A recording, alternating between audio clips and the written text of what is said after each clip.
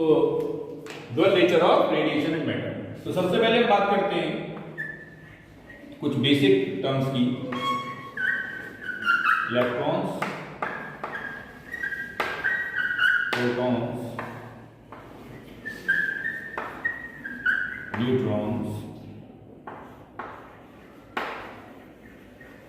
Cathode rays, X rays. ठीक है, ये सारे टर्म्स हैं, इन सबसे सब आपने सुने हुए हैं, सबसे आप फैमिलियर हैं, है ना। तो क्या आप जानते हैं कि इलेक्ट्रॉन्स, इन सबको डिस्कवर किसने किया? इलेक्ट्रॉन्स को किसने डिस्कवर किया? तो इलेक्ट्रॉन को डिस्कवर किया Thomson. What about proton? That is Rutherford.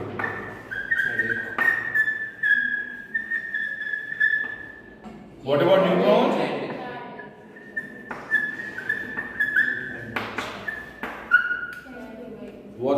What about this cathode rays? Cathode rays and X-rays. Cathode rays, William Crookes.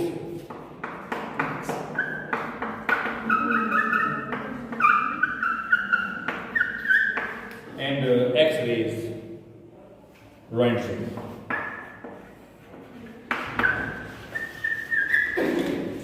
ये बेसिक जो टर्म्स आपके इस चैप्टर में यूज हुए हैं, इन सब की डिस्कवरी और इनके नेम भी हमको पता होना चाहिए। ठीक है, देखो इसे तो यहाँ ध्यान रखा जाता है बड़ी आसानी से, और कई बार कंफ्यूजन भी रहता है। बहुत से लोग कंफ्यूज भी रहते हैं कि भाई किसने किसको डिस्कवर किया। तो इसमें एक छोटा सा सेंटेंस है, आप भी जानते होंगे।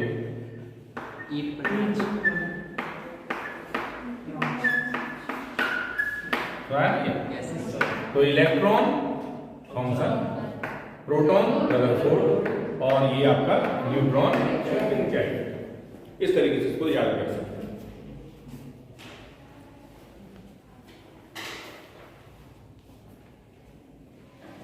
अब जो सबसे पहला पार्ट है इस चैप्टर का, वो है about the electron emission. About electron emission. अब इलेक्ट्रॉन एमिशन की बात करेंगे, लेकिन इलेक्ट्रॉन्स को अगर एमिट करने के लिए किसी न किसी चीज की जरूरत तो होगी। वो क्या होता है? You need energy. You need energy. ठीक है, अब एनर्जी हम किसी भी तरीके से प्रोवाइड कर सकते हैं, जिनमें से एक तरीका बाय प्रोवाइडिंग हीट एनर्जी हो सकता है, बाय प्रोवाइडिंग लाइट हो सकता है, by providing strong electric field हो सकता है। There are many ways by which you can simply eject the electrons. Electrons का एमिशन हम करते हैं। देखिए, इलेक्ट्रॉन्स, सभी इलेक्ट्रॉन्स इजेक्ट नहीं होते। किसी भी एटम की अगर हम बात करें तो एटम के अंदर इलेक्ट्रॉन जो है ऑर्बिट्स में रहते हैं। प्रोटॉन्स, न्यूट्रॉन्स न्यूक्लियस के अंदर होते हैं। ठीक है, और प्रोटॉन्स जो होते हैं न्यूक्लियस के अंदर, वो इलेक्ट्रॉन्स को बांधे रखते हैं। ठीक है, बाय द अट्रैक्टिव फोर्सेस। और कुछ इलेक्ट्रॉन्स, कुछ नियर बाई ऑर्बिट्स होती है न्यूक्लियस के, उनमें जो इलेक्ट्रॉन्स होते हैं उनको बोलते हैं बाउंड इलेक्ट्रॉन्स, और जो बाहरी ऑर्बिट होती है उनको हम बोलते हैं valence electrons. We call them valence electrons.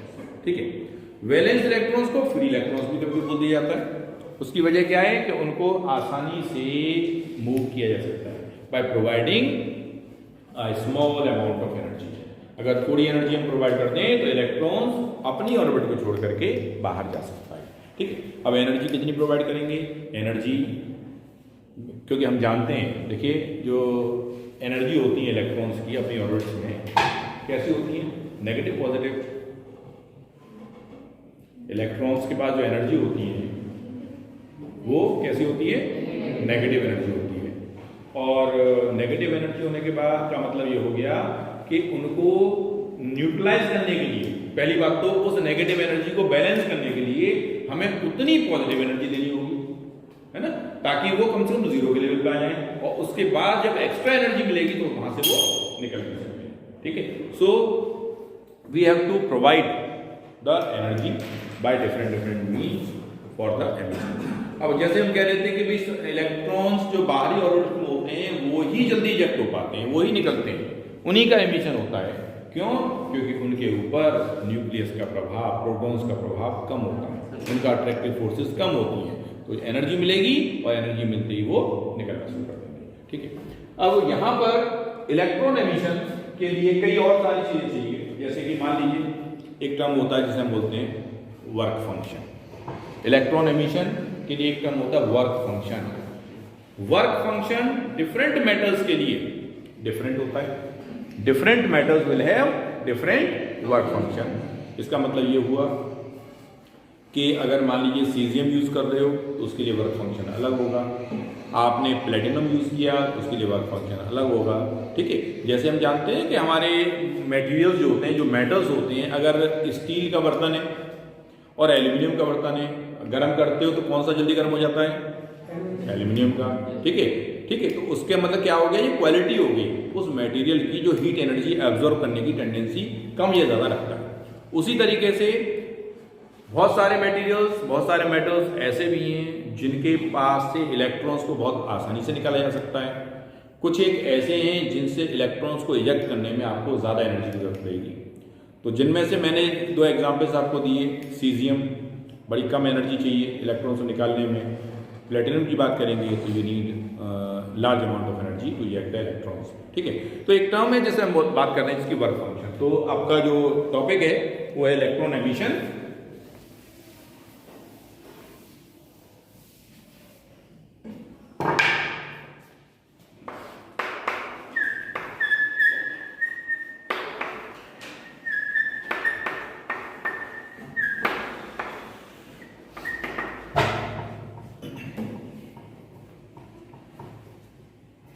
तो इसमें आप चाहें तो लिख सकते हैं electrons can be emitted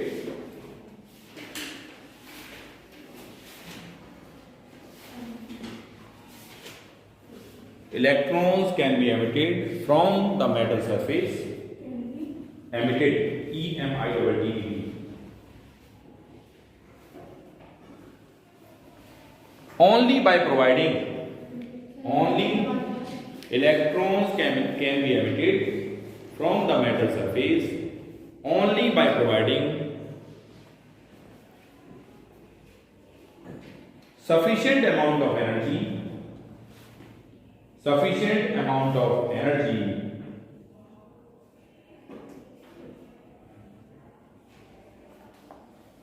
to overcome the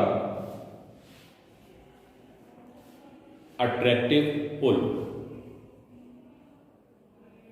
by nucleus. To overcome the attractive pull by nucleus. क्योंकि न्यूक्लियस के अंदर प्रोटॉन्स होते हैं, वो इलेक्ट्रॉन्स को अपनी तरफ अट्रैक्ट करते हैं और हम चाहते हैं कि इलेक्ट्रॉन्स इजेक्ट हो जाएं, तो इलेक्ट्रॉन्स को इजेक्ट करने के लिए हमें एक सफिशिएंट अमाउंट ऑफ एनर्जी चाहिए जो प्रोटॉन्स के द्वारा जो अट्रैक्टिव फोर्सेस है उसको ओवरकम कर सके, तभी इलेक्ट्रॉन्स का निकलना संभव है। पहला टर्म जो हम बात कर रहे हैं वो है work function. Work function represent करते हैं फाई नॉट से।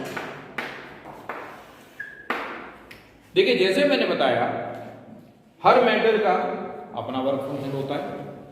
ठीक है, और वर्क फंक्शन का मतलब हो गया the minimum energy required to eject the electrons from the metal surface is called its work function.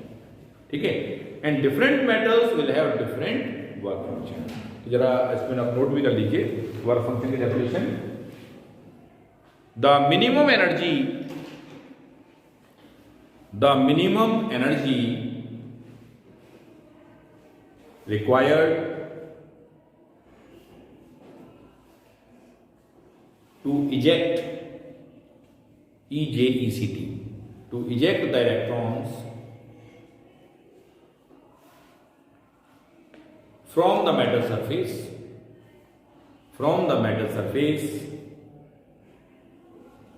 is called work function.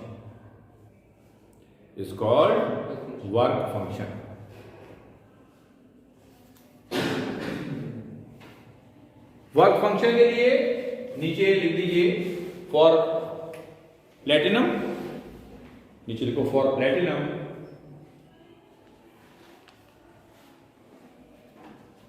Dash लगा के हाईएस्ट वर्क फंक्शन, प्लेटिनम के लिए हमें क्या होता है, हाईएस्ट वर्क फंक्शन।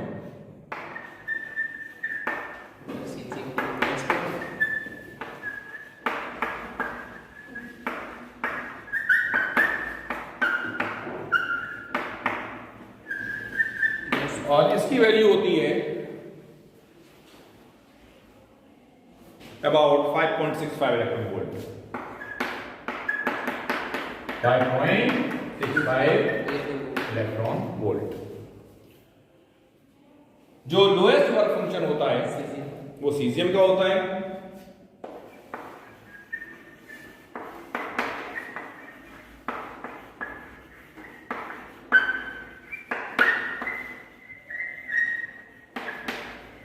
सीजियम, और इसकी जो वैल्यू होती है वो करीब 2.14 इलेक्ट्रॉन वोल्ट पर होती है, दैट इज अबाउट 2.14। ईवी को, इलेक्ट्रॉन वोल्ट को जब हम जूल्स में बदलते हैं, क्योंकि ये भी तो एनर्जी की यूनिट है, तो क्या करते हैं, चार्ज ऑन इलेक्ट्रॉन से मल्टीप्लाई कर देते हैं, तो किसमें कन्वर्ट हो जाती है, जूल्स में कन्वर्ट हो जाती है। ठीक है, तो आप यहां पे चाहो कन्वर्जन 1 EV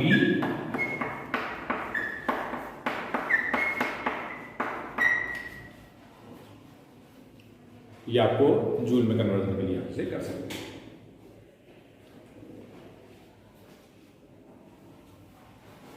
तो सीजियम का सिंबल क्या था? सी, आप लोग क्या बताओ ना, सीजियम का सिंबल क्या होता है भाई, CSU। और प्लेटिनम का Pb।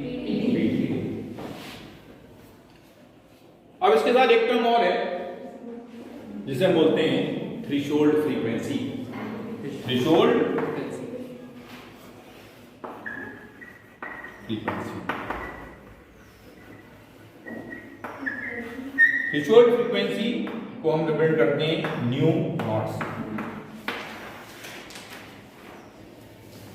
Threshold frequency given by new not.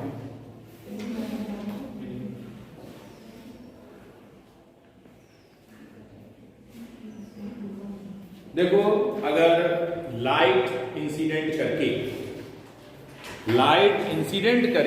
अगर इलेक्ट्रॉन्स को इजेक्ट किया जा रहा है, लाइट एनर्जी से इलेक्ट्रॉन्स को रिजेक्ट किया जा रहा है, तो लाइट के अंदर उसकी इंटेंसिटी भी होती है, उसकी फ्रीक्वेंसी भी होती है।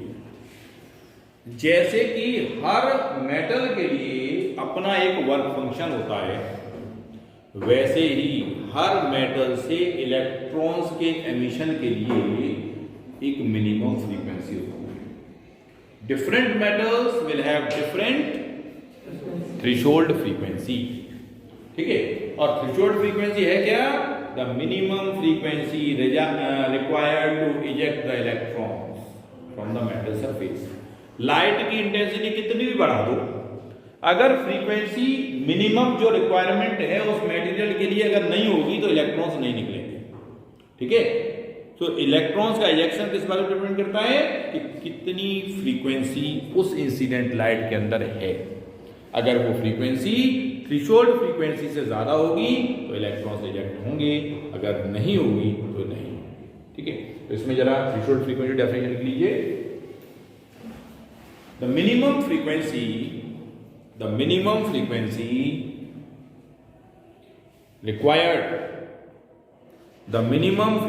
required to eject the electrons from the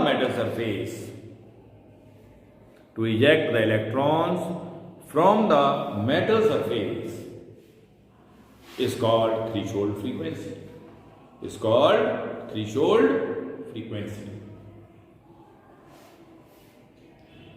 देखो भाई, वर्क फंक्शन और फ्रीक्वेंसी आपस में जुड़े हुए हैं एक रिलेशन से।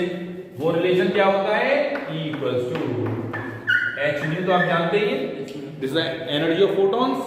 ठीक है, अगर मैं इस एनर्जी को बदल दूं φ0 में, यानी वर्क फंक्शन तो बदल गया φ0 में, h हमारा कांस्टेंट होता है तो उसको हम नहीं बदल सकते, और न्यू को हमने बदल दिया न्यू नॉट। तो तो phi naught is equal to h nu naught. ये रिलेशन है किसमें, वर्क फंक्शन में और थ्रेशोल्ड फ्रीक्वेंसी में। तो यहां से आप देख पा रहे हैं जिस मटेरियल के लिए थ्रेशोल्ड फ्रीक्वेंसी ज्यादा होगी उसी मटेरियल के लिए वर्क फंक्शन भी ज्यादा होगा। ठीक है, और वैसे भी बड़ा सिंपल सा कॉन्सेप्ट समझ में आ रहा होगा। वर्क फंक्शन को आपने कहा है द मिनिमम एनर्जी रिक्वायर्ड और थ्रेशोल्ड फ्रीक्वेंसी को आपने कहा है द मिनिमम फ्रीक्वेंसी रिक्वायर्ड। ठीक है, तो फ्रीक्वेंसी और जो एनर्जी है यानी वर्क फंक्शन है वो इस तरीके से आपस में जुड़े होते हैं। अब देखिए जो प्रोसेस इन्वॉल्व है for the emission of electrons या फॉर इलेक्ट्रॉनिक एमिशन। ठीक है, so now we will discuss about the process involve.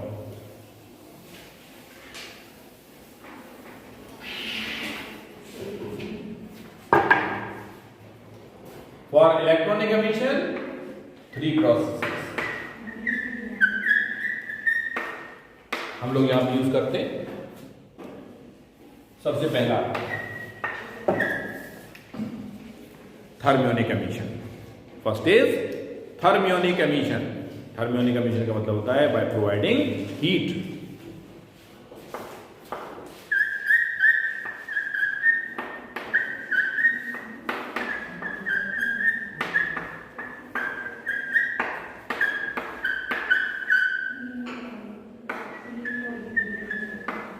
by heating।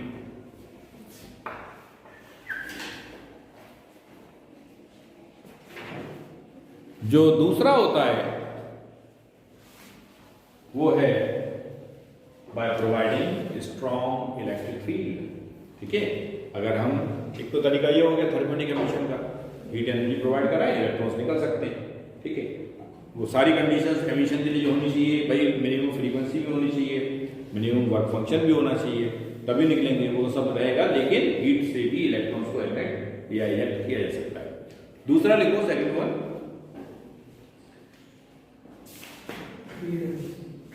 Second लिख दीजिए फील्ड एमिशन और उसमें लिखना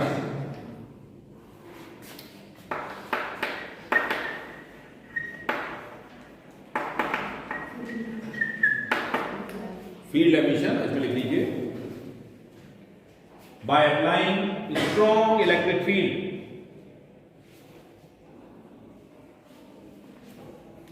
by applying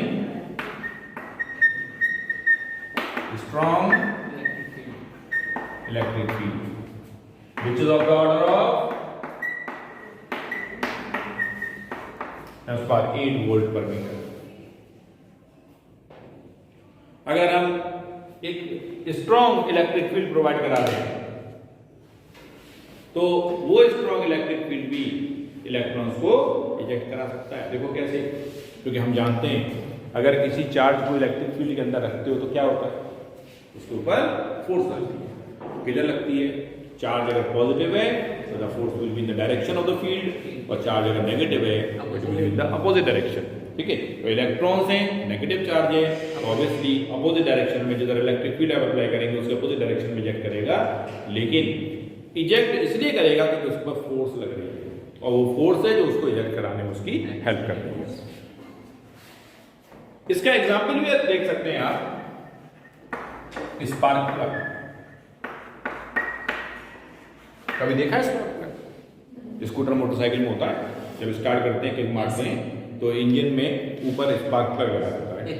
स्पार्क प्लग जो होता है वो अगर ना हो तो इंजन इग्नाइट नहीं होता है ना। अगर वो शॉर्ट हो जाता है, खराब हो जाता है, कितनी किक मार लो फिर वो स्टार्ट नहीं होता, क्योंकि वहां पर स्पार्क प्लग में स्ट्रॉन्ग इलेक्ट्रिक फील्ड सेटअप होता है।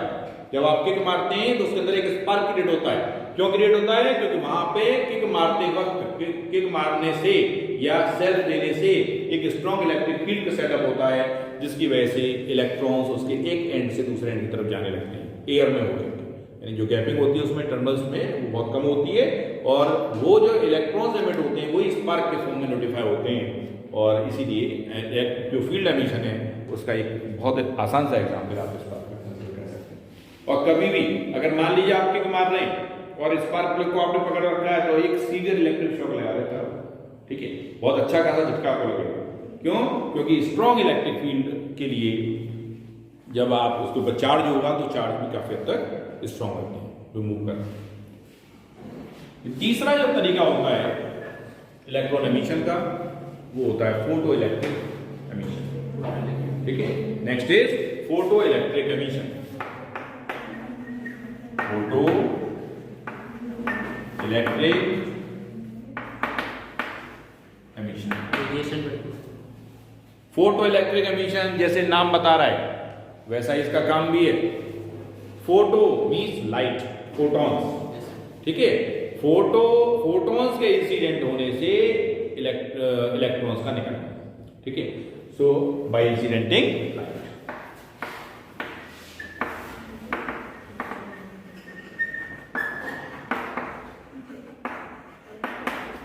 फोटॉन्स।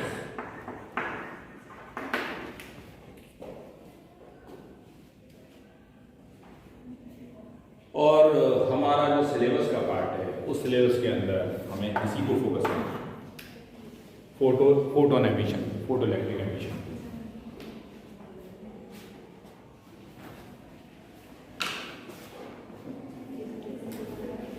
और इस फोटो इलेक्ट्रिक एमिशन को स्टडी करने के लिए एक एक्सपेरिमेंट किया गया है, जिसको फोटो इलेक्ट्रिक इफेक्ट एक्सपेरिमेंट के नाम से जाना जाता है। ठीक, तो हमें जो डिस्कस करना है, नेक्स्ट टॉपिक जो करना है वो अबाउट फोटो इलेक्ट्रिक इफेक्ट और उसकी एक्सपेरिमेंटल स्टडी, वहाँ से हमको क्या मिला क्या नहीं मिला, वो सारी चीज़ें हम यहाँ देखने।